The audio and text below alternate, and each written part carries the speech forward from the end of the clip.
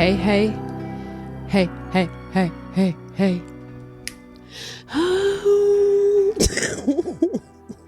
me trying to hit them notes. You heard?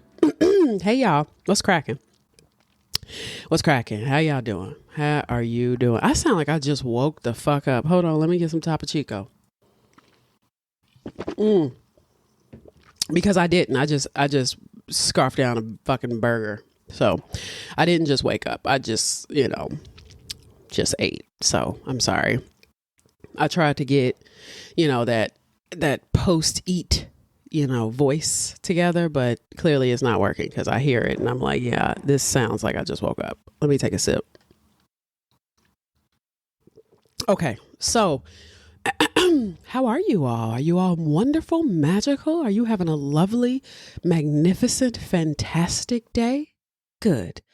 My day was good. It was filled with a bunch of random shit that I had to do, including Costco orders, Amazon leaving 8 items out of my order, me having to wait, then me having to order food. And because the food that I was supposed to get in my Amazon order was incomplete, it was just like that whole thing. And I cleaned my carpet and I did a bunch of shit. Whatever. The huge belch. Sorry. Who are we talking about today? So today, welcome to episode 12. Today we are talking about Mr. Edmund Kemper III, the co-ed killer. Dun, dun, dun, dun, dun. Okay. Now, I don't know how much you know about Ed Kemper. Ed Kemper is a pretty popular serial killer from the 1970s. He operated in California, and he's one of the most psychologically complex serial killers ever examined. He is a very special case. For this episode, I read Ed Kemper, The True Story of the Co-ed Killer by Jack Rosewood, and then I read Ed Kemper, The Biography, A Complete Life Beginning to End by History Hub. I also watched a 3-part documentary on Discovery Plus called The Co-ed Killer. I think like Mind of a Monster or some shit like that. Read that or watched that, the 3-part documentary. Very, very interesting. Very interesting to learn about Edmund Kemper. If I were to rate him on a scale of episodes I've already done, he's kind of like a weird mix of Ed Gein, Carl Panzram, a little bit of the duct tape killer, a little bit. He's got elements of a bunch of people, but I would say more so Ed Gein and Carl Panzram, if you're looking for a reference of gnarliness, because it's pretty gnarly. He had a few victims, several victims, and we're going to start from the beginning. But what is the poison on this episode? The poison on this episode is the Dark and Stormy. Have you ever had it? It's wonderful. I actually really like it. I usually don't drink rum cocktails, but since it's been dark and stormy here in Chicago, well, at least it was yesterday, I was like, ooh, a dark and stormy. Let's do it. I've never made one before. So instead of dark rum, I use spice rum. So you take a 1/2 ounce of lime juice, 2 ounces of dark rum, and then you put them in a shaker with ice. You shake it until it's chilled. You pour it in a Collins glass that already has ice in it. And then you top it off with ginger beer and you have yourself a dark and stormy. I actually like it with a spiced rum because it just complements the ginger spice from the ginger beer, and it it makes it almost feel like medicinal and refreshing at the same time. So we're going to sip. I don't have any major updates. Everything's been going well. I keep getting kicked off of TikTok Live. Other than that, like, I'm living. If you want more information on that, please go to my TikTok at Sting Like a Bee, BEA as in B Arthur, not bzz, the B. And, you can figure all of that out because they're, TikTok's kind of annoying me because I'm vulgar and TikTok doesn't like vulgar people, So I don't really have a lot of updates. I had therapy today. I did my errands today. I got my birthday's coming up in 10 days. My rap party is also on the day of my birthday. So I got half rap party, half after rap party, and I'm vibing, man. Like, I'm chilling, I'm chilling. I was looking back at some old pictures the other day too, and it just hit me like 2 days ago how much weight I've actually lost and how weird my face actually feels like it looks. And I also had a wrestling appointment, which I didn't actually get the wrestling, but I'm kind of like, oop, it may be time to get some injectables, like it just may be. But I've lost a lot of weight. So I'm very happy with my body, but now, oddly enough, I'm not that happy with my face. It's weird how that happens. It's like, if it's not one thing, it's another. But I was looking at some pictures of just like how full my face was. And I was like, damn, my face was really full. And then I was looking at like present day TikToks and I was like, fuck, I did lose a lot of weight. I also haven't been on a scale in a couple of months, and that's intentional. Because I'm one of those people, I become obsessed with the scale, It's like when you start losing weight and you're like, oh my God, I gained 5 pounds. I don't like that shit. I don't like the ebbs and flows of weight loss. I look at my body and I look at my body composition, and that is kind of how I rate where I am health wise as far as like my size, But I'm pretty small. Like I used to know what weight I was. I knew how much I weighed in January, and based on that weight, I lost 65 pounds, which is fine. I needed to. But then now that I've been doing so much strength training, I'm like solid as fuck. Like to the point where I was getting my nails done and I was getting my little like finale massage at the end. And she was like, your back is really hard.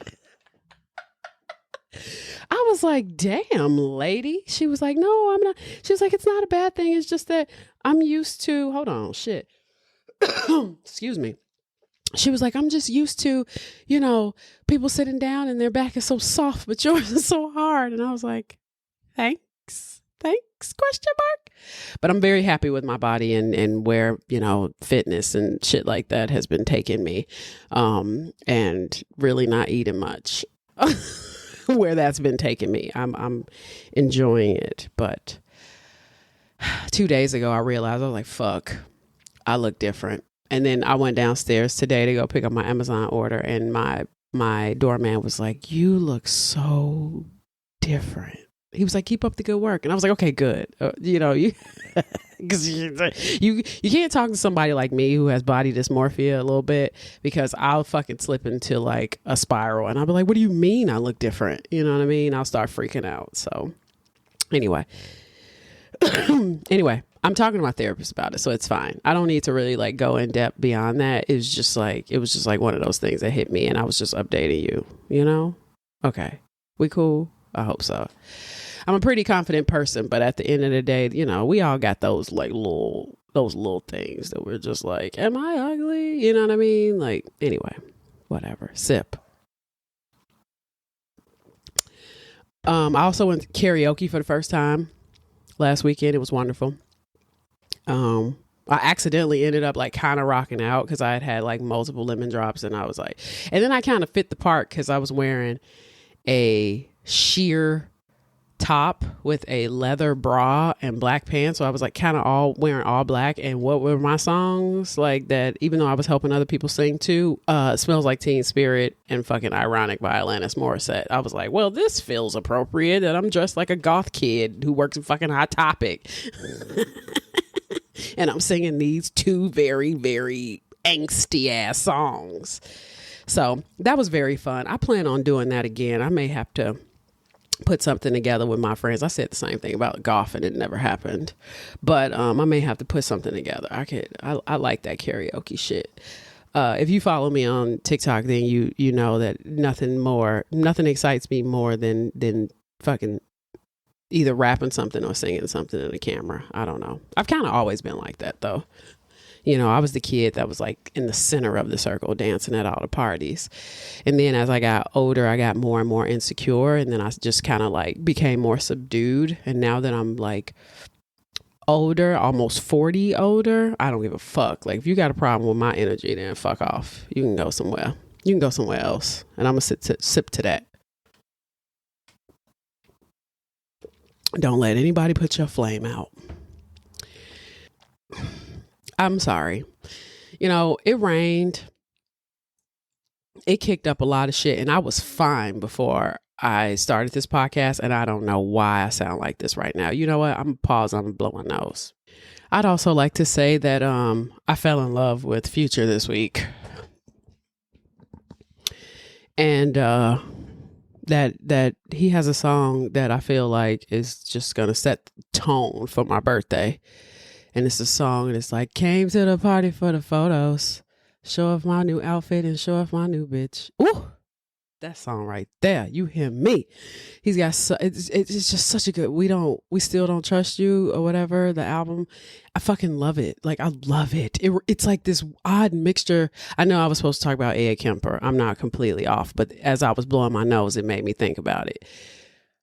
Like, listening to this album, I was like, fuck, this is like a weird mix of like rap and fucking Daft Punk and like, you know what I mean? Some of the like, you know, real vibey shit that I listen to, like the Drive soundtrack, or, you know what I mean? Like Random Access Memories from Daft Punk. Like, it's just like, they just snap with that one. Like, I can listen to it straight through every fucking track. So I'm obsessed. He got a dope song on there called Red Leather too, that I think has the coolest beat I've heard in a long fucking time.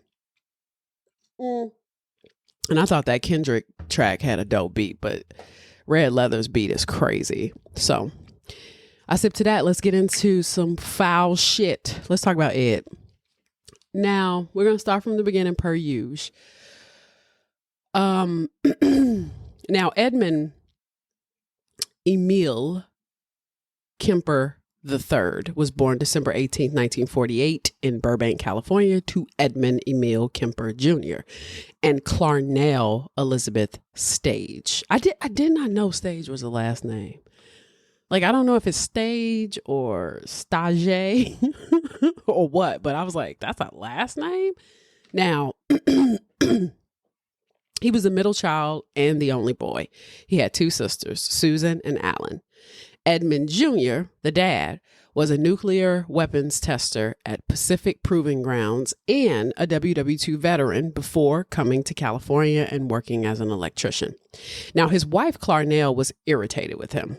And constantly complained about how menial his job was. Doesn't he remind you of Ed Gein's mom? Just a little. So on the flip side, Edmund Jr. would whine about her saying things like, quote, his suicide missions during the war and his atomic testings in the Pacific were nothing compared to living with her, because she would engage him to more than 365 days and nights of non-stop fighting. And why didn't you get divorced? Now, Ed was a sensitive and very intelligent child. He was very different from the other boys. By 4, he was already taller than the other kids. He was also, I am fucking sorry. He was extremely well behaved due to his parents' strict disciplinary practices. Now, all that sounds wonderful, but with his parents' very eruptive arguments came psychological and physical abuse. Edmund wanted to make Ed a man, but he may have started a tad bit too early. The Kempers had their own farm. They raised and butchered their own animals and tended to their own fruits and vegetables. Sounds like Carl Panzram. When Ed was 7, Edmund killed a chicken in front of him. Ed was so hurt by this that he would cry and refuse to eat the chicken. Now, this pissed Clarnell off, so she forced him to eat the food. That same night, Ed decided to run away. But then he realized he had nowhere to go. So he returned home. Now, Edmund was such an ass. I mean, so much so, he would intentionally butcher animals in front of Ed so he would get used to it. Eventually, he did. He was so desensitized by it that he just started to enjoy it and wonder why it was okay to kill farm animals, but it wasn't okay to kill domesticated animals like cats and dogs. 2 years later, when Ed was 9, Clarnell and Edmund would divorce. Thank God. Now, Ed was devastated. He loved his father and he idolized him. Clarnell, being a bitter bitch, took all 3 children to Helena, Montana. Apparently, she did have a job. Now, why did she bring Ed? Just to be mean, apparently, because she did not care for him at all. She tormented him. She made him stay in her basement. She just felt like Ed looked too much like her father, and she couldn't fucking stand his father. So Ed was to stay in the dark, damp, rat-infested basement. He was so afraid of the basement that he would wet himself and have nightmares. His sister Allen said that it was at that point that she noticed her brother was afraid of people. Not to mention, he himself said that he started to resent his mother and have intense fantasies about killing her. He had no toys, so he would read his books for entertainment. It was mostly history books. He would read about the Vikings. He would read about wars. And of course, he would read about the Holocaust. Ed Gein. Now, great text for a 9-year-old, right? I mean, sure. He also started to feel like he could kill the whole world if he prayed hard enough. Those were his words. With this, Ed was starting to change. He would play games with his sisters, acting like he was being electrocuted or killed in a gas chamber. He would have strange fantasies of weird shit like swallowing eyeballs. He would also start removing the heads of his sister's dolls. Then he started to escalate. He buried the family cat alive. Then he dug it up, he decapitated it, and then he put its head on a spike. Once his sister teased him to kiss his crush, who was his second grade teacher, but he told them that if he kissed her, he'd have to kill her. So it was only obvious that he had to stalk her. He left the house in the middle of the night with his father's bayonet and watched her through her windows. Thankfully, nothing happened. By the way, this was when he was 10. Now, at this age, he was tall enough to drive. He drove to a carnival in an area and felt a bit of a rush when he saw people's reactions to the pretend guillotine. If you don't know what a guillotine is, it's a device used for carrying out executions by decapitation. Now, it consisted of a tall, upright frame in which a weighted and angled blade is suspended. The condemned person, their neck would go under the blade. And when the blade was released, it fell swiftly and cleanly and severed the head from the body. Now, the guillotine is mostly famously associated with the French Revolution, where it was used extensively as a method of execution, particularly during the Reign of Terror in the late 18th century, and it became a symbol of the revolution. It was also used for the public execution of thousands of people, including King Louis XVI, as well as his wife, Queen Marie Antoinette. Now, the device was named after Dr. Joseph Ignace Guillotin. He was a French physician and a politician who proposed its use as a more humane method of execution. This was compared to the other forms that were super prevalent in the time. And despite its association with the French Revolution, similar devices for beheading had been used in various cultures throughout history. Now, we could probably assume that Ed read about these devices in his war books. Ed is slowly morphing into a fucking demon. But this didn't keep him from having to deal with how fucking awful his mother was. By the time Ed was 13, Clarnell didn't appear to be that scared of him until he killed another cat, and he kept pieces of it in his closet. Now, Clarnell decided, you know what? I'm going to lock this bitch up in the basement. Now, she did this out of fear because she was afraid that he was going to hurt his sisters. Clarnell wasn't wrong. But see, the problem was that Clarnell was also a drunk. So she spent a lot of time drunkenly belittling her only son. And eventually Ed would just book it. He fucking ran away. He was trying to get to his father in California, where his father had remarried and had a stepson. Now, he only stayed for 2 months. And this was because he was creeping out his dad's new wife. She didn't feel safe with him being in the house, especially after she caught him watching her get dressed. He had this weird thing about staring at her. So one day his father dropped him off for what he thought was a visit only for his father to never return. And where was he dropped off? He was dropped off to live with his paternal grandparents. Now, I know another story had this in it, and I'm trying to remember what the fuck it was, where it was like, why do people drop terrible children off at the grandparents' house? I don't understand that. You have a kid that you don't even want to live with, that you're quite literally terrified of. But for some strange reason, you think that it's a good fucking idea to drop your kids off at the grandparents' house? Why do people do that? I don't understand that. It doesn't make any sense. The grandparent, you know what? It was the Vampire of Sacramento, I think it was. The Vampire of Sacramento was another one, if I'm not mistaken, where he was dropped off at his grandparents' house. And it just doesn't make sense. The grandparents are the ones that are always the most vulnerable. They're old. It's like, what the fuck? But with being just left like that, kind of ding dong ditch like that, what does that create? More feelings of rejection. His mother knew that something was wrong with him when he was fucking 2. She already knew that he had issues with rejection. Now, his grandparents lived on a ranch in North Fork, California. This place is completely fucking desolate. A 2020 census had the population at 3,250.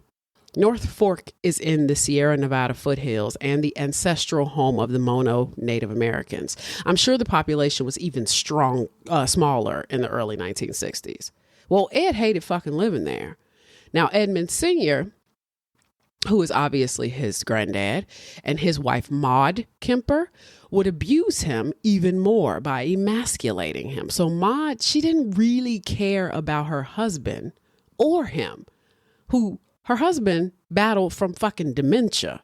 She did teach Ed how to hunt, which, does he really need this skill? He probably does, technically, but he's creepy as fuck. This is not the type of kid that you teach how to hunt fucking rabbit, squirrels, and raccoons and shit. And by 15, after 2 years of living with Mama and Pawpaw, Ed visited his mom. But she still couldn't stand this kid. She would call him weirdo and joke about how big he was because at 15, wait for it, Ed was 6'4". Sip. She also made him very aware that her inability to show him any motherly love was due to the fact that she didn't want him to turn gay. Ed Gein. It's obvious to me that Clarnell is also mentally ill. That's just my opinion. Now, she also made it very clear that no one would ever love him. What's happening? What the fuck? What is happening? When he returned to North Fork, Ed was on a razor's edge. Why? Because he's been fucking visiting his awful mom this entire time. On August 27, 1964, Ed finally snapped. While in the kitchen with his grandmother, an argument broke out between them, and Ed took her hunting rifle and he shot her in the head, then fired 2 more rounds into her back. Her last words to him before he shot her, obviously, were, "Oh, you better not be shooting the birds again." There were also some reports stating that the grandma had been stabbed with a kitchen knife as well. I only saw that in one source, so I don't really know how true that is. Then, just for funsies, he shot his granddad in the driveway while he was returning from the grocery store. Now, it's believed that this was just to put him out of his misery, which is kind of crazy because you sent the man with dementia to the grocery store? Am I misunderstanding what dementia is?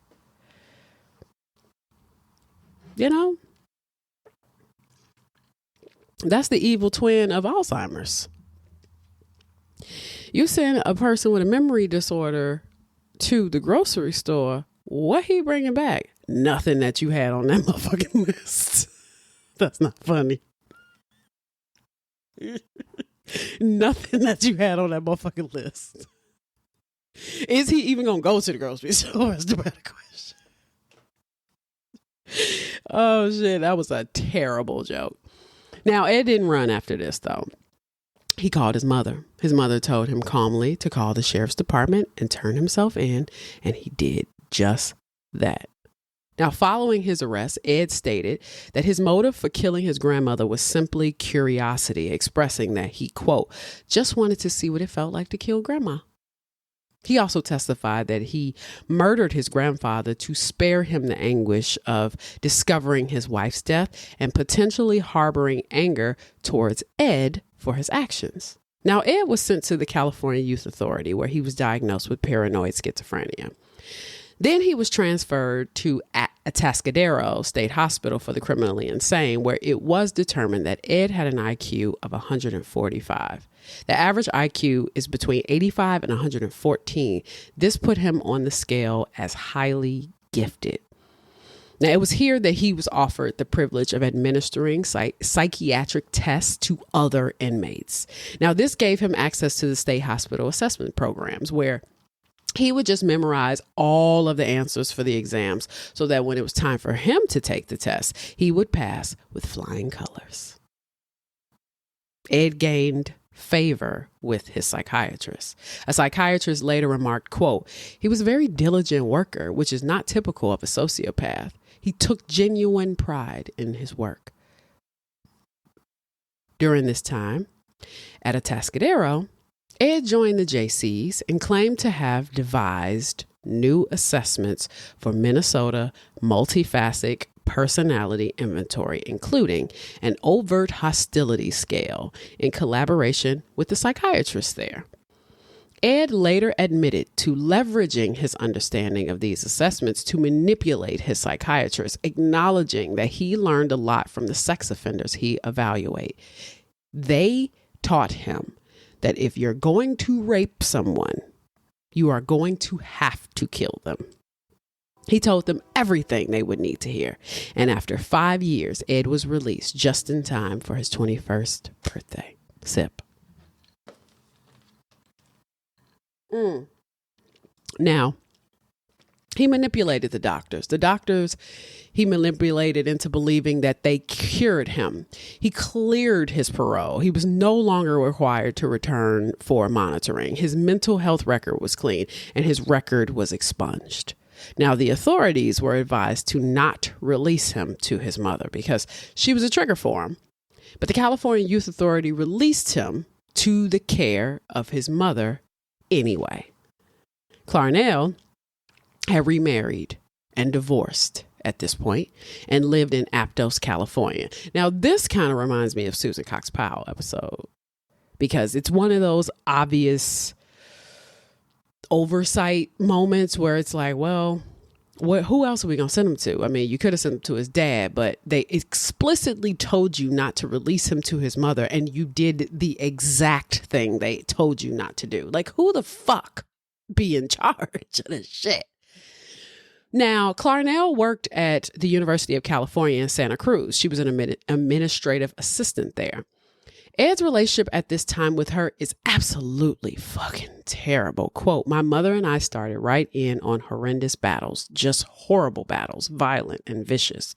I've never been in such a vicious verbal battle with anyone. It would go to fists with a man, but this was my mother. And I couldn't stand the thought of my mother and I doing these things. She insisted on it and just over stupid things. I remember one roof razor was over whether I should have cleaned my teeth. Now, by 21, Ed finally started dating, but he was so socially awkward that the date ended up being a disaster. He didn't know what to talk about because he didn't do anything. He didn't do what the kids usually did. His age was forcing him to shift into society, but he was not having a good go at it. It was also time for him to get a job, so he applied to work for the California State Police, but he was rejected due to his size. The limit for police was between 5'7" and 6'5". Ed was 6'9". He eventually landed a job with the California Highway Department, where he learned about all the secluded areas in California. He would soon be injured in an accident and received a $15,000 settlement. Now, with it, he purchased a used 1969 yellow Ford Galaxy. He also rented his own apartment. His mother would call him and make surprise visits just to bother him. He struggled financially, so he would sometimes have to move back with her. I'd also like to add that Ed would get engaged in 1973, but the engagement would only last a year. He had these strong sexual issues. For one, he was a virgin. So he had this like weird sexual appetite, like of a 15-year-old at 21. Two, his stamina was trash. He said himself that he would, quote, start to feel intimidated because he would start to feel intimidated because of my lack of knowledge and no expertise at all with the girls. Now, I thought I was sterile. See, that was another thing. I'd get a hard on, but nothing came out. I gave up too quick, I get really discouraged and hold it all in. Now, let's talk about that. Let's talk about that for a minute here. Now, I've had this discussion before, and I know that I don't know, but I feel that most men have been taught sex through porn, right? And I feel like there's one thing having insecurities. Everybody has insecurities. Women have insecurities about cellulite, stretch marks, vaginal dryness, whatever, right?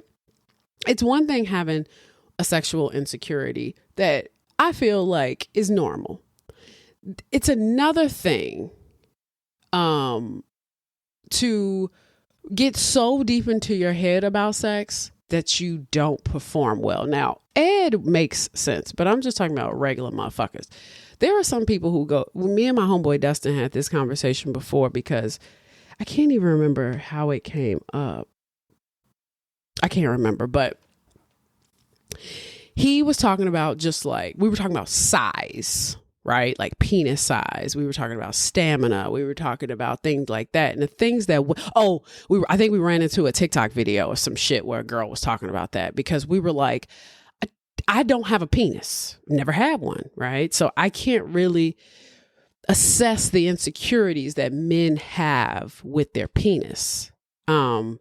I can't always wrap my mind around it because I'm on the receiving end of the whole situation. And I feel like out of all the partners I've had, there are very few that I wasn't satisfied with, and they all had different sizes and they all performed differently. They all contributed something different, and it was still a pleasurable experience. So when I think about sex, I don't necessarily think about it in metric,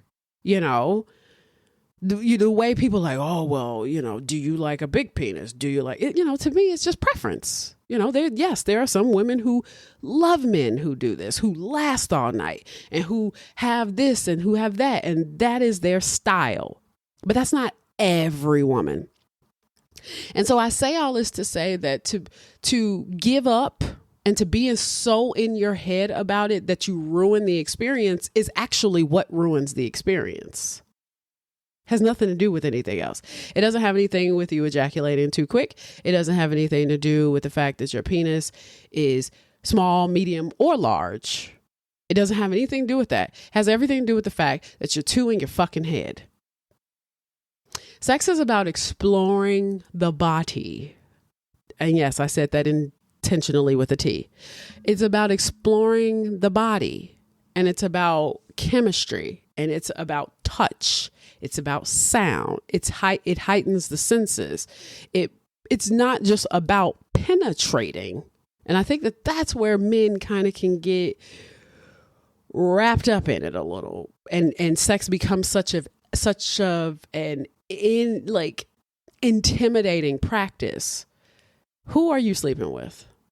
What are her desires? What expectations does she have of this experience? Have you all had sex before? If you've already had sex before and she's enjoyed it, why do you believe that she won't?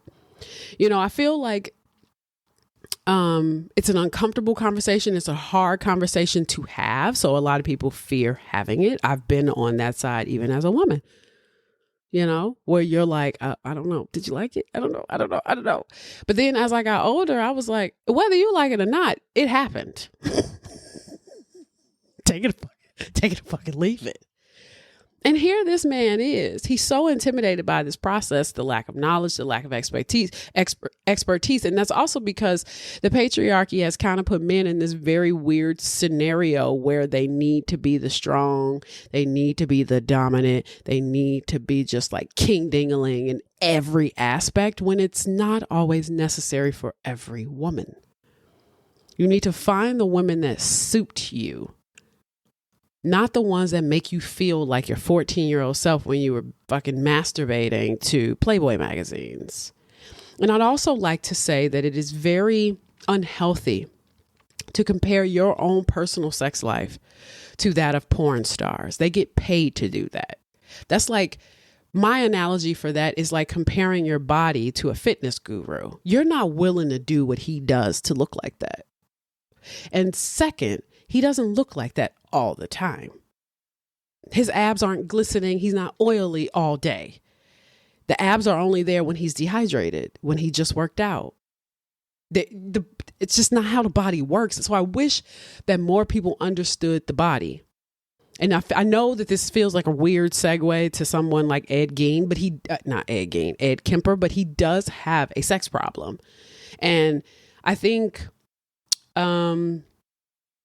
the taboo around sex in America has made sex a very vulnerable space for men, even though they overdo it. And I think that's also why they're so removed from the experience, because they're like, okay, I'm gonna just fucking do it. And if she likes it, she likes it. She don't, she don't. I ain't gonna see you again anyway. I think that has a lot to do with it. This like repeated cycle of like, I got to sleep with all these different women. That's because you don't feel like you can satisfy one. I mean, that's how I'm reading it.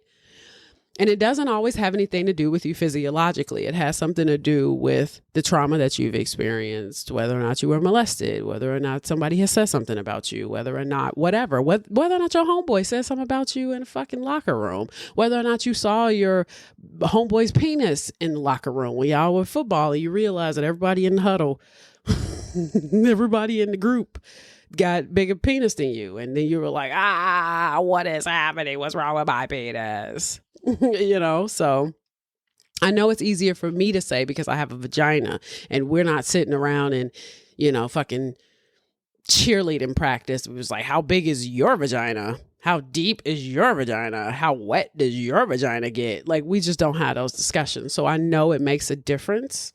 But there are things that women get kind of reamed for in sex too. That's a way off topic, but I just wanted to say that too, because as I was reading it, I was like, damn, this type of thinking, especially from boys who have this like really unrealistic expectation of sex. Sex is awkward. It's vulnerable. It can be nasty. It can be uncomfortable. Yes. But to me, sex is about discovery. It's just about discovery, and it's going to be different from each person to the next. So it's never going to be like, I just know exactly what I'm doing, exactly what you want, because not every woman wants the same thing and not every man wants the same thing either. Sex is about discovery. So when you're with your partner, don't go into it insecure thinking like, oh, my penis is small. She may be completely okay with the size of your penis. And then now what? What you got? You ruined the experience because you're so focused on your insecurity that you couldn't even enjoy the fact that you had her right there. So I'm off my soapbox now. I'm going to drink. Now, he did find a little bit of a tribe to shoot the shit with. He started hanging at the police bar called the Jury Room, where he made friends with all the local off-duty cops. They called him Big Ed. Here is where he learned the most from the police themselves. He learned that California had a missing girl problem, specifically teenagers and female hikers. He began to fantasize about raping and killing these women, but he first needed to understand how the police handled these cases, so he started frequenting the jury room even more. To test his skill, he started doing trial runs. He would pick up hitchhikers, get real friendly with them, show them how harmless he was. He would have to appear sane. Those were his words. At this time, Ed is also storing supplies like bags, handcuffs, knives, etc. He picked up around 150 people. And once he realized it worked and he could successfully disarm them, it was time to begin, which is what he called the little zapples, that little feeling he got when it was time to kill. Now, on May 7th, 1972, Ed drove to Berkeley, California, where he spotted two hitchhiking students from Fresno State University, Mary Ann Pesky and Anita Mary Lucchesa. And I think it's like Pesci. I don't know. It may be like Pesci. Both were 18.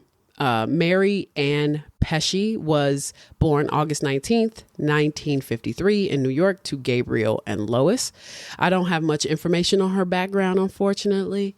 But Anita Mary Lucchesa was born October 29th, 1952 and was involved in many activities and clubs. I mean, she was booked and busy. You hear me? I wish I was one of those kids. I had mentioned this before. I can't remember what episode it was, but I remember thinking like, damn, I really wish that I was one of those kids that were in a lot of clubs. You know what I mean? Because like those kids, they learned like those social skills so fucking early. They just learned how to do everything and be everything. You know, it was like me, on the other hand, it was like, oh, I was a cheerleader. Oh, I was in softball. But like being in clubs, like she was in the German club. She was in the American Field Service. She was in Le Cercle Francais. What the fuck? The French Circle? I don't even know what that is. Then she was in the Science Club. Now, when he found her, he told them he was headed to Stanford University and he offered them a ride. And instead of taking them there, he drove for about an hour to a secluded wooded area near Alameda, a place he knew from his job at the highway department. He made the switch in a different direction without tipping them off. Now, once they reached the secluded spot, Ed held them at gunpoint. He handcuffed Pesci, laid her across the back seat face down, then put a plastic bag over her head and tried to strangle her with a piece of terry cloth. She was able to bite a hole into the plastic bag when the cloth snapped. Now, at this point, Ed locked Lucchesa in the trunk. He then proceeded to stab Pesci. I don't really know how to pronounce her name, but I hope I'm being respectful, to death out of frustration. He pulled out a much larger knife. He opened the trunk and he proceeded to stab Lucchesa. Now, Ed later admitted to feeling embarrassed when his hand accidentally brushed against Pesci's breast while handcuffing her, saying he muttered an apology before killing her minutes later.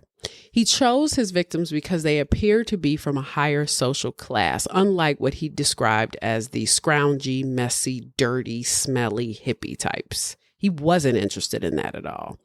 Now, afterward, Ed loaded both women's bodies into the trunk of his Ford Galaxy and headed back to his apartment. Along the way, he was pulled over by the police for a broken taillight, but the officer didn't notice the bodies in the car.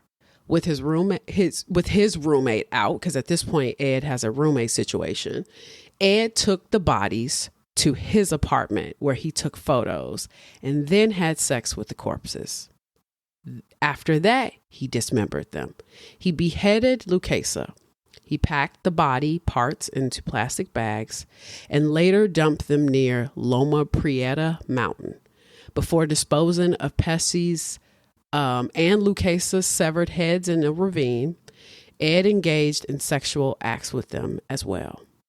In August of that year, Pessie's skull was found on Loma Prieta Mountain, but the rest of her remains and any trace of Lucchesa were never recovered. Then on September 14th, 1972, Ed picked up Aiko Koo. Aiko Koo was a 15-year-old dance student who either missed her bus or was tired of waiting for one and decided to hitchhike to class instead. Her mother later said that she had been ticketed for hitchhiking recently, and she had promised that she wouldn't that evening. Now, Aiko was born to, I'm a butcher this, Skydrite Rubin, who was an immigrant from Latvia, and her Korean father embraced her multicultural heritage. She excelled as a Korean dancer. She was like captivating audiences nationwide with performances where she was wearing ballet attire, meticulously crafted by her maternal grandmother.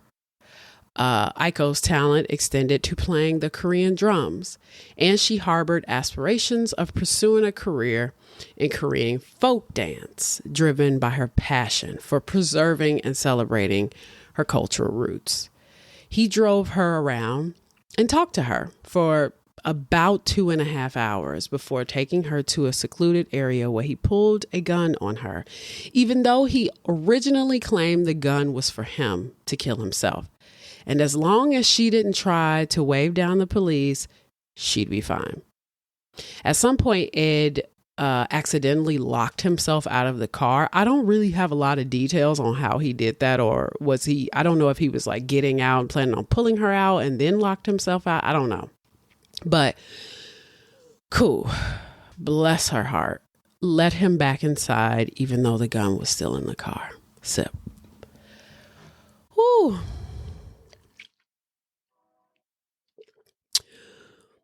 The book that I read, the second book that I read, kind of had like, it was kind of a cool book because they called them fireside questions. So I'm assuming it's like one of those like books that you could like tell spooky stories and like read as a group.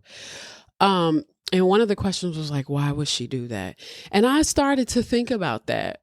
Like, why would she do that? But then I was like, she's 15. He is 6'9". If I were to put myself in Koo's position and I'm in the car, me personally is in the car and I'm in the car with the gun. I'm about to be 38 years old. I would have shot this motherfucker. Easy. Aiko is 15. Aiko's also Asian. Aiko's also scared. And I'm saying Asian not to be petty. I'm saying Asian because Asians tend to be a little more on the submissive side. There is a very big man who she know has plans on harming her at this point, who just locked himself out of the car. And she's terrified. She did the only thing she could probably think of doing. You know, I think it's odd feeling to think that I can imagine that she would have probably thought, if I don't open the door and let's say I shot the motherfucker or shot at him, that's only going to make him more upset. You know, part of me wondered if a part of her wondered that maybe he was just going to rape her and that she could, you know, walk away from this relatively unharmed. But it's a strange detail that I'm like, what? I couldn't help as I was researching thinking, what would I have done?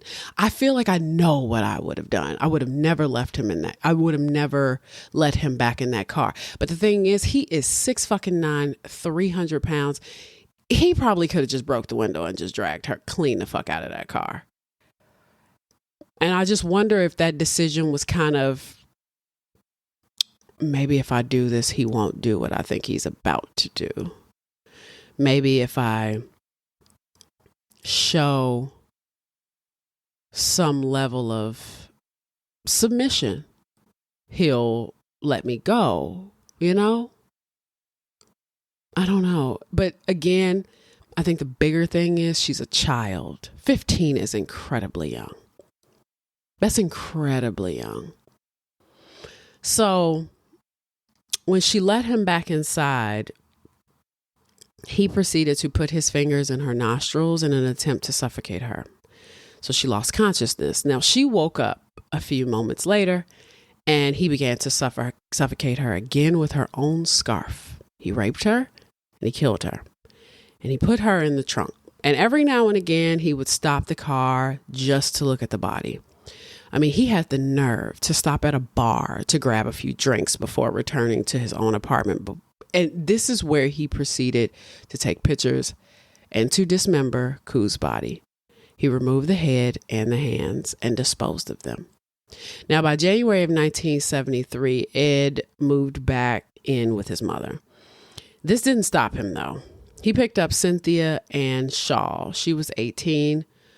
Shaw was born August 4th, 1954 in San Mateo County, California. When Cindy didn't come home one night, her friend Pamela was the one who got worried. She was walking in Santa Cruz trying to make it to her class at Cabrillo College. And she reported Cindy missing to the police and also let Cindy's parents, William and Suzanne Ottinger Shaw in Marion County, know. Now, Kemper forced her in the trunk and he shot her with a .22 caliber pistol, which he wasn't supposed to have because of, his past crimes. I mean, this motherfucker had just killed his grandparents 5 years ago. He bought his guns all legally. The bullet lodged in her skull. That evening, he kept her body in his closet overnight. And when Clarnell, his mom, left for work, he removed the bullet from her body, had sex with her corpse, and dismembered her in his mother's bathtub with a power saw. He kept the head and would perform sexual activities with it. After a few days, he buried the head in his mother's garden, and he basically peeled her face off her skull and placed the face back on the skull because, quote, his mother always wanted people to look up to her, end quote. He threw the rest of her remains into a ravine. Now, her body was discovered 24 hours later, but they did not suspect Ed. Then on February 5th, 1973, Ed left for Santa Cruz area to find more hitchhikers. At this point, the police made everyone aware that they should take rides only from cars that had a university sticker because there was apparently a serial killer out there preying on hitchhikers. But at this point in time, this was after Vietnam. So the kids didn't really trust the police. This is like the hippie counterculture era. And they refused to stop hitchhiking. So Ed was able to get a vehicle sticker. His mother worked at the school. He ran into 23-year-old Rosalind Thorpe. She was born September 30th, 1949 in LA to Roland and Marjorie Thorpe. Rosalind was completing her studies in linguistics and psychology at UCSC. She left home to attend a lecture. Ed picked her up as she exited the building, and while driving with her, he ran into Allison Liu, who was 21, who likely noticed another woman in the car and hopped in for a ride. This is the same thing that happened to Colleen Stan. If you go back to my last season, I did an episode on Colleen Stan, and that was one of the things that the girl in the box kind of endured, which was the fact that when she was picked up, there was a woman with a baby in the car, so she thought she was safe. So there's that. Now, Allison Liu was born February 8th, 1952 in Los Angeles. She was attending UCSC as well. She took karate. Her father, James Liu, said, quote, originally she wanted to be a teacher, but more recently she became interested in Oriental studies.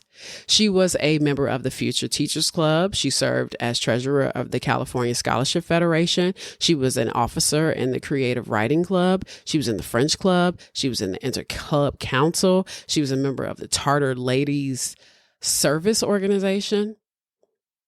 According to Ed, Allison, she was a very cautious hitchhiker. Ed eventually slowed the car down and he shot Thorpe first. And then he shot Lou twice. But Lou, she didn't immediately die, so he shot her a third time in the temple. He wrapped their bodies with blankets. He drove home to behead them. He beheaded them in the parking lot, though. The next morning, he took the headless corpse of his bedroom to his bedroom, where he proceeded to have intercourse with them.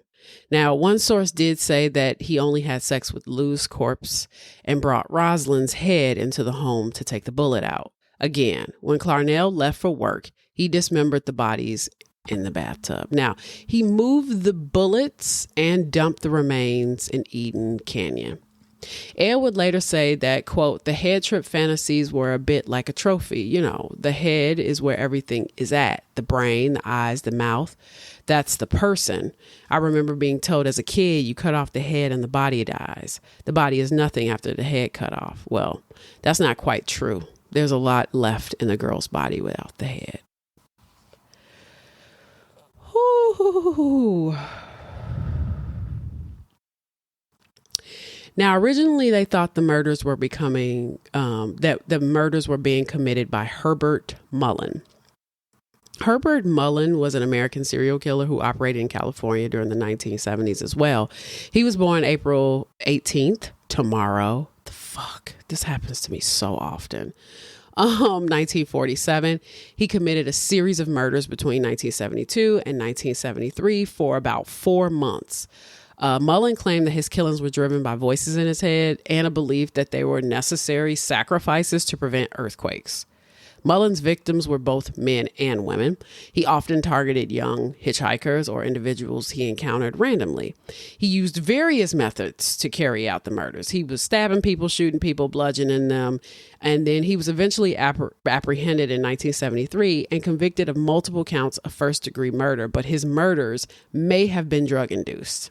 And he used different methods and his murders were all over the place. Now, fun fact, Kemper and Mullen would meet. They even shared adjoining cells for a while. Kemper didn't really like Mullen. He thought his killings were pointless, which I'm like, bitch, excuse me? Now, Kemper recalled, Mullen, quote, this is a quote. Mullen had a habit of singing and bothering people when somebody tried to watch TV. So I threw water on him to shut him up. Then we had a good boy. I'd give him some peanuts. Herbie liked peanuts. That was effective because pretty soon he asked permission to sing. That's called behavior modification treatment. Kemper saw Mullen as someone with a lot of inner struggles, holding on to a heap of anger and pain, mostly directed at strangers rather than those he knew. Hold on, my computer is clearly not plugged in. That's concerning.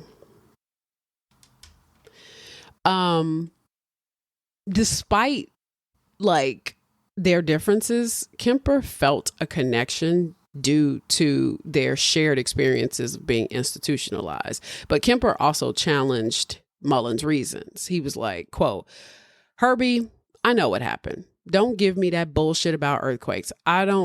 Don't give me that crap about God telling you. I said you couldn't even be talking to me now. If God was talking to you because of the pressure I'm putting on you right now, these little, he said, these little shocking insights into what you did, God would start talking to you right now if you were that kind of ill, because I grew up with people like that. Mullen died at 75 of natural causes in 2022. Now, Before his next murder, one of his guns was confiscated.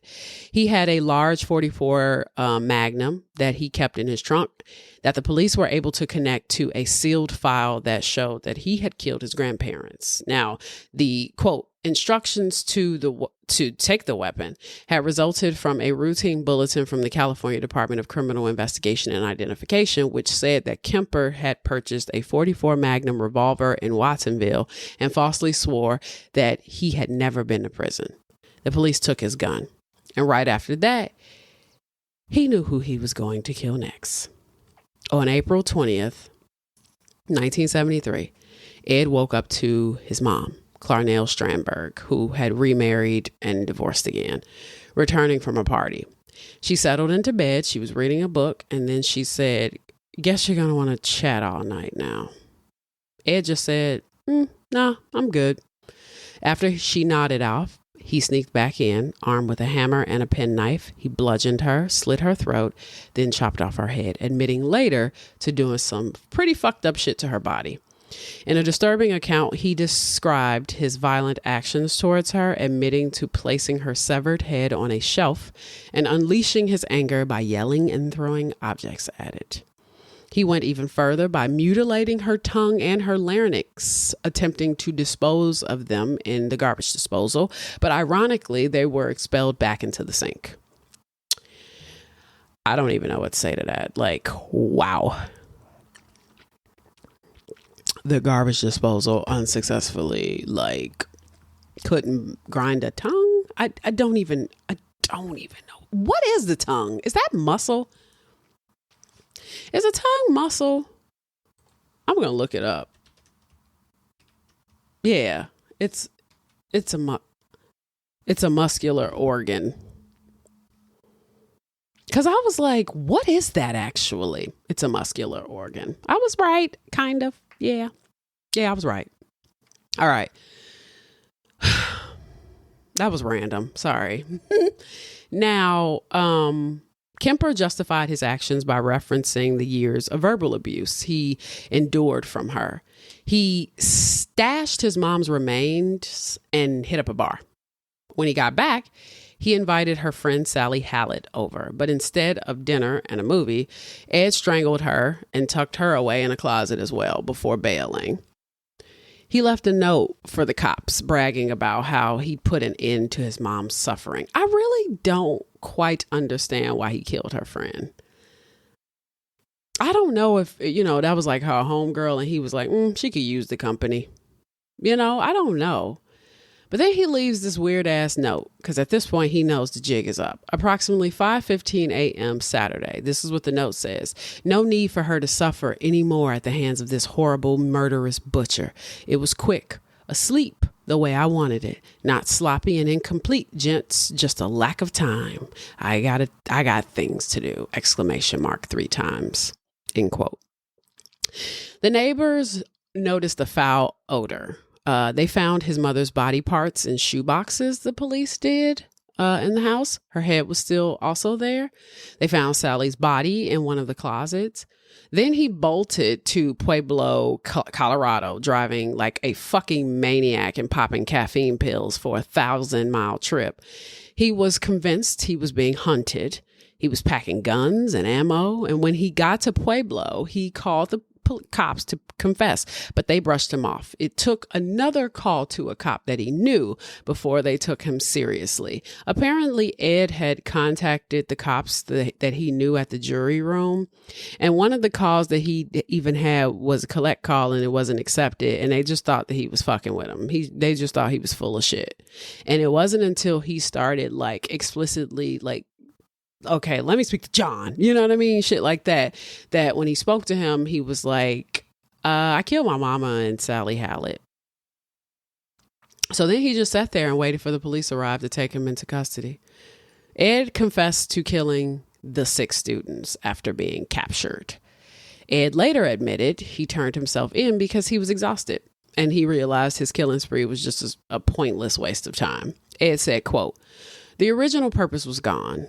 It wasn't serving any physical or real or emotional purpose. It was just a pure waste of time. Emotionally, I couldn't handle it much longer. Toward the end there, I started feeling the folly of the whole damn thing. And at the point of near exhaustion, near collapse, I just said to hell with it and called it all off. Ed's biggest accomplishment was in the fact that he could have gotten away with it if he didn't give himself up. He was never a suspect. Ed Kemper's trial began October 1973, and he was charged with 8 counts of first-degree murder for the killings of 6 young women, his mother, and Clarnell Strandberg, and her friend Sally Hallett. Kemper's defense team initially planned to argue for a plea of not guilty by reason of insanity, but Kemper himself insisted on pleading guilty of all charges. And during the trial, Kemper gave the detailed and chilling accounts of his crimes to the police for 4 to 6 hours, describing his motives, methods, and feelings leading up to and following each murder. Now, he took police to the scenes of the crimes and he explained in exhausting details about what the fuck happened. He was even given sodium amytal, which is a powerful sedative that used to be used in the military to see if it would relax a person enough to divulge more information than they wanted to. So it was basically fucking truth serum. I mean, it is truth serum. It's a barbiturate. And during observation, he felt guilty. He knew it was wrong, but he couldn't help himself. He also admitted to cutting body parts and eating them. This was all to discover whether or not he was insane, and he was deemed insane.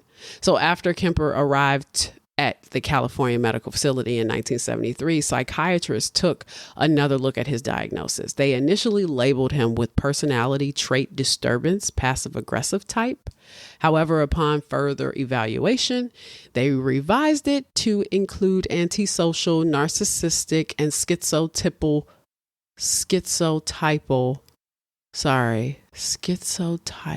yeah, I think that's it, personality disorders. Now, his testimony proved that he was an absolute psycho. I mean, it was disturbing as fuck. And it basically he was like the blueprint for the mind of a serial killer. He needed to be studied. Despite his apparent honesty and cooperation, his demeanor in court was described as calm and composed, which was very unsettling to the people around because they were like, he's talking about this shit like it's a fucking walk in a park and it's fucking creepy. Now, ultimately, Kemper was found guilty on all counts and he was sentenced to life in prison. He currently serves in California Medical Facility in Vacaville, California. Despite his initial willingness to plead guilty, Kemper had since expressed some regret for his actions and participated in interviews and discussions about his crimes and the psychology behind what he did. Kemper became eligible for parole for the first time in 1979. He was denied parole that year and at subsequent hearings in 80, 81, and 82. And then in 1985, he chose to waive his right to a hearing. At his 1988 hearing, despite stating that society, quote, society is not ready in any shape or form for me, he was once again denied parole. Now, this pattern continued with denials in 91, 94, and then again in 2007, where the prosecutor emphasized the severity of his crimes. And then Kemper waived his right to hearings in 97 and in 2002. In 2012, he again waived his right to a hearing. He was denied parole once more in 2017 and is set to be eligible again this year in 2024. Kemper is considered a model prisoner. He has narrated audiobooks for charity. He's recorded over 5,000 hours of books. He was also a craftsman of ceramic cups, and he also used to help psychiatrists schedule appointments. He experienced a stroke in 2015 and retired. And then in 2016, he failed a urine sample, which was his first violation. At the age of 75, Kemper expressed no interest in leaving prison.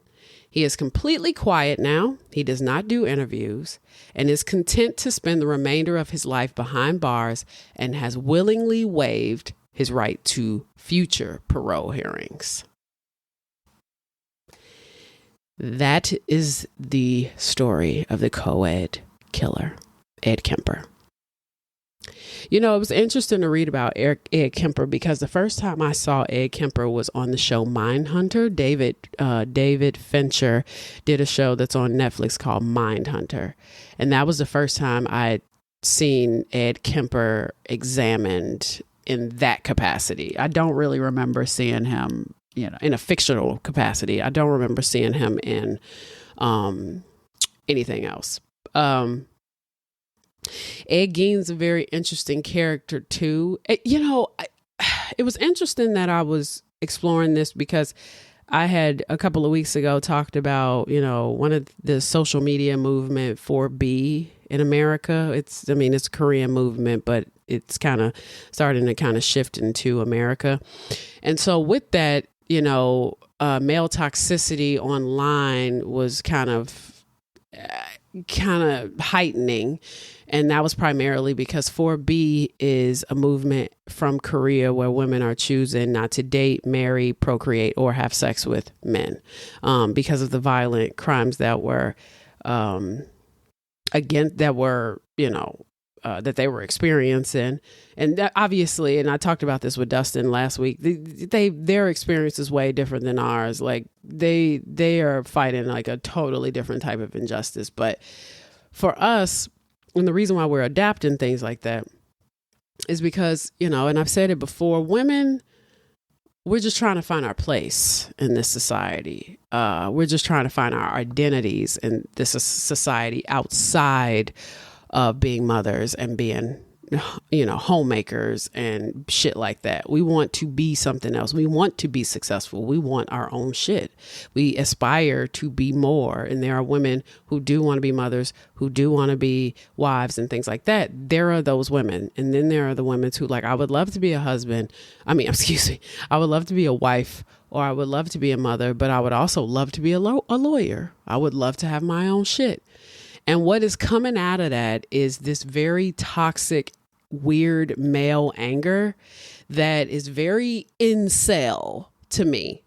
It smacks of incel because I've run into videos where men have literally like, if they not gonna give it to us, we just gonna have to take it. That's so illegal. Like, for lack of a better word, that is the literal definition of rape. Or kidnapping or murder, you know? And it made me think about how fragile the male ego can be, how emotionally unintelligent some men can be, and also how these very traumatic experiences with women can lead to, especially in those formative years where in like the early child development of the male, can lead to shit like this. Because a lot of the reason, yes, Kemper has a lot of like obviously psychotic tendencies. He's narcissistic as fuck. He's got a lot of issues.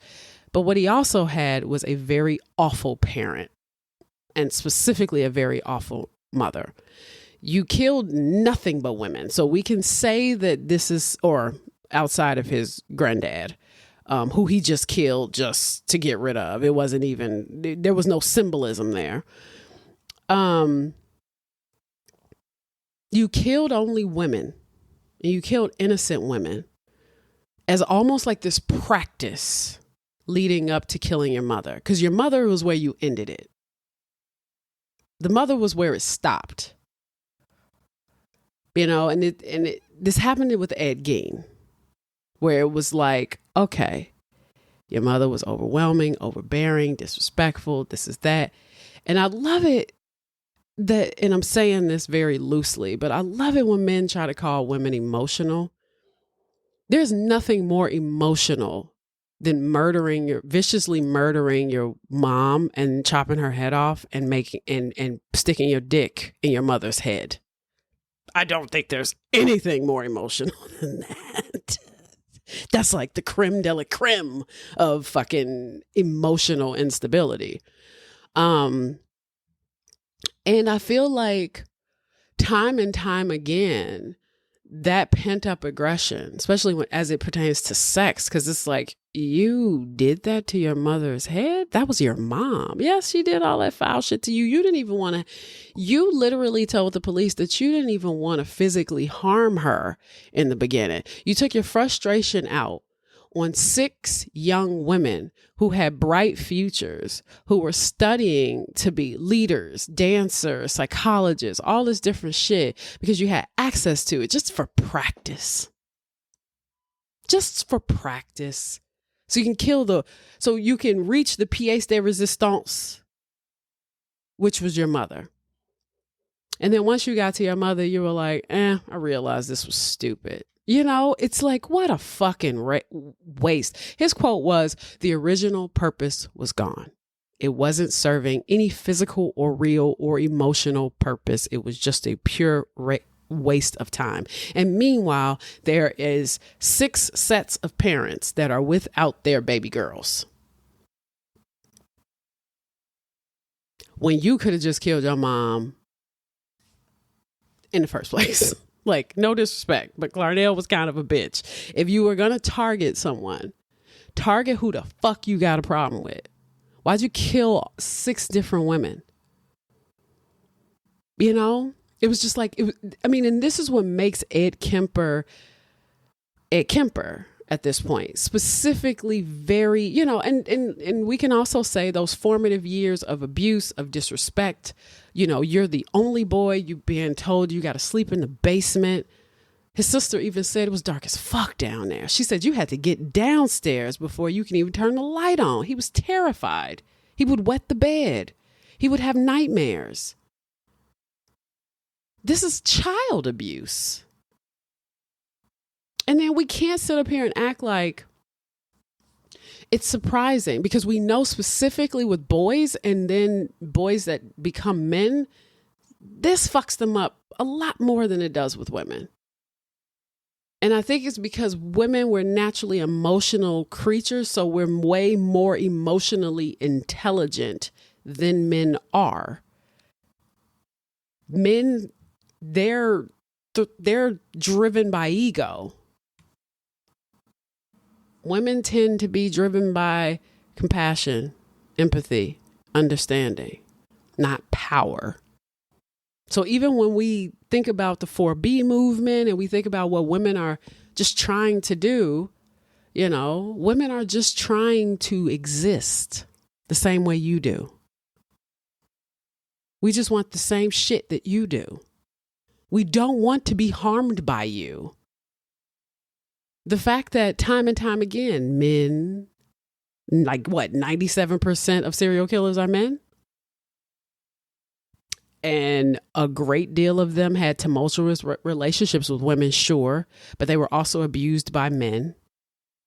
And somehow, for the most part, it leads to them hurting women.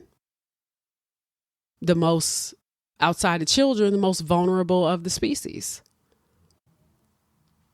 This man is 6'9". He could have went on the road and killed up a bunch of men, but he didn't. He killed his mom. He killed his mom's friend. He killed 6 women. He killed his grandparents, for God's sakes. Like, bro, the fuck?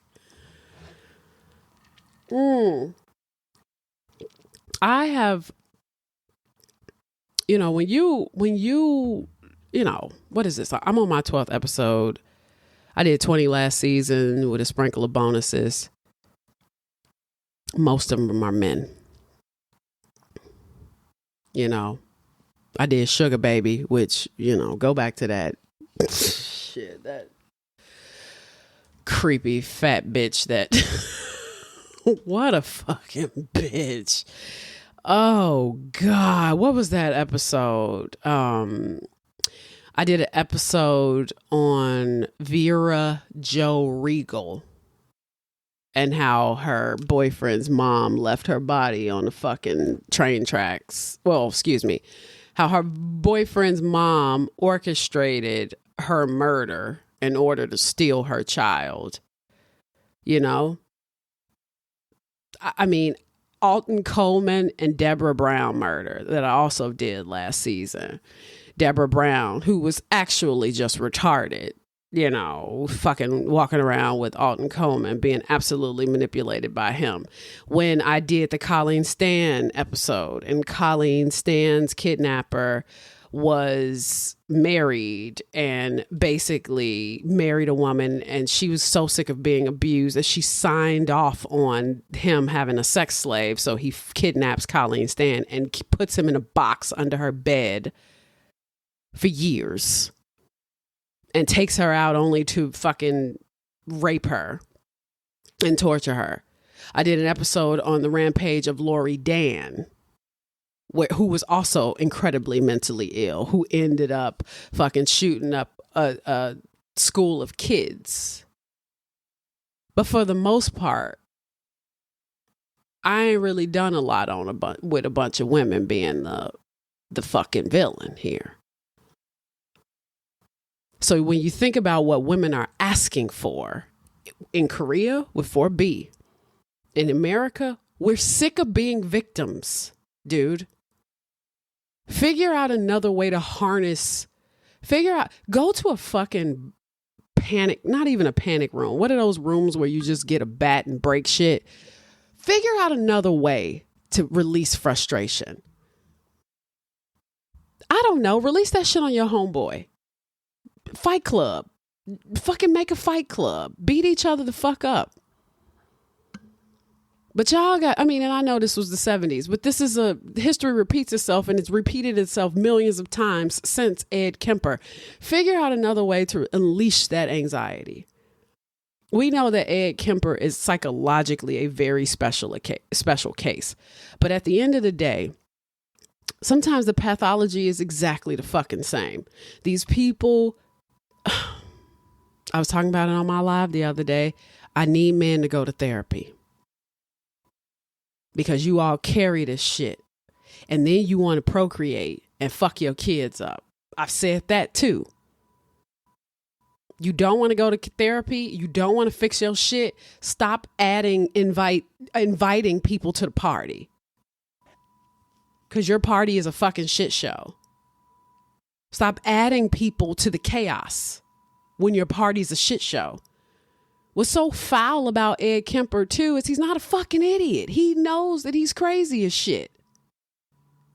He's well aware that he is not fucking gay.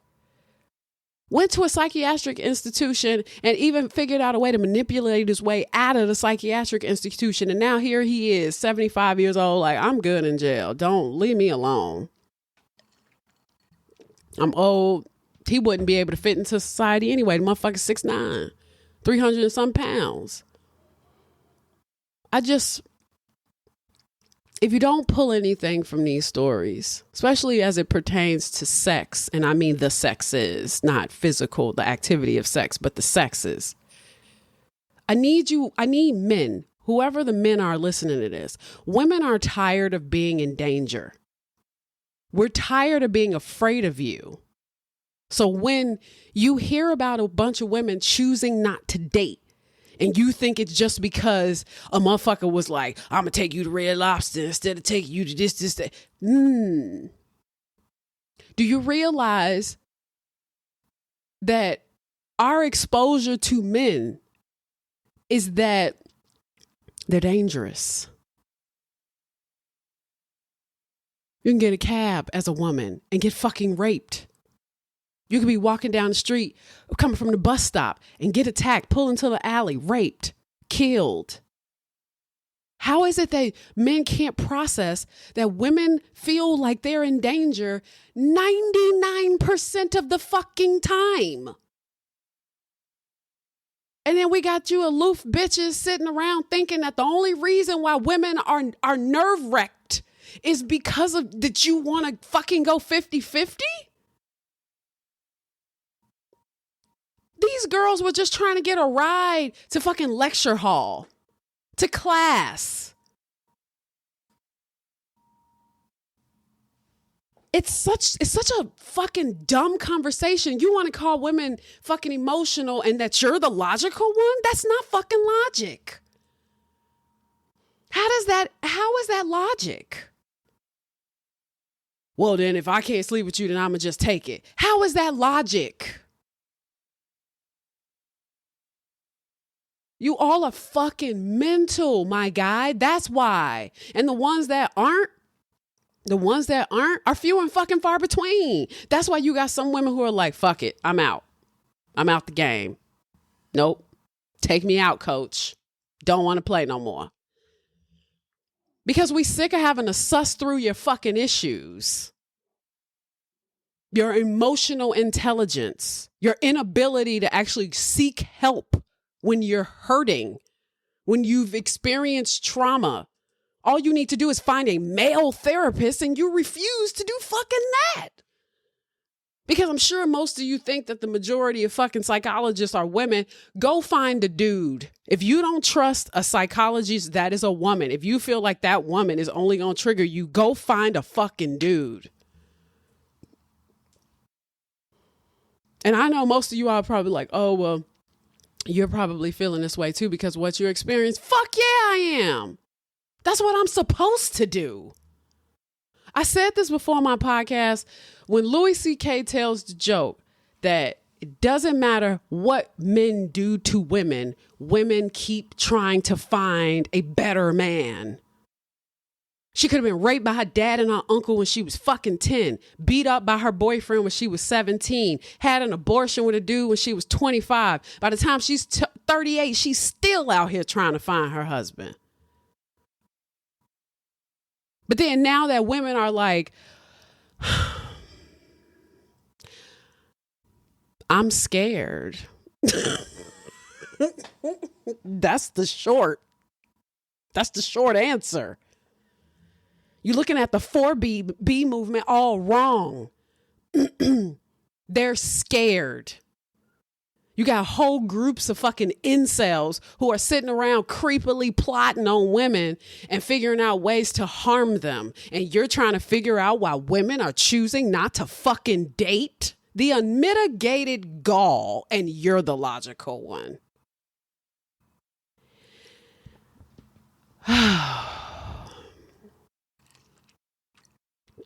I've said it before, I love men. I've always loved men. But I can't stand a helpless one. And I'm not going to sit up here and relinquish my power or quote unquote become submissive to somebody who won't take care of himself. That's a period. You don't take care of your insecurities. You don't deal with your fucking traumas. You don't deal with anything. You refuse to talk to somebody. And I'm supposed to trust you?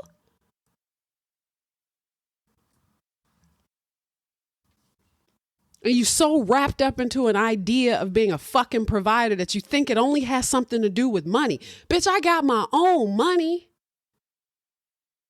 What we talking about? I don't need your money. Half the experiences you have, I'm going to introduce you to. What I need you to do is take care of yourself. And stop fucking trying to pretend like you're a leader when you're weak. Go get help. And if you don't see psychology as anything else, it's the exercise of the mind. You take your ass to the fucking gym, you eat well, you decide you're not going to smoke, you're not going to drink, you're going to do this, I'm going to go get my hair cut. You maintain everything else. You would maintain the facade. That's what makes you bitches scary. Because underneath the facade is a tortured soul. And women see it now. And they don't want to deal with that shit anymore. And if you don't fucking understand that, then you don't understand English. I was raging inside. There was just incredible energies, positive and negative, depending on a mood. That would trigger one or the other. And outside, I looked troubled at times. Other times I looked moody. Other times, perfectly serene.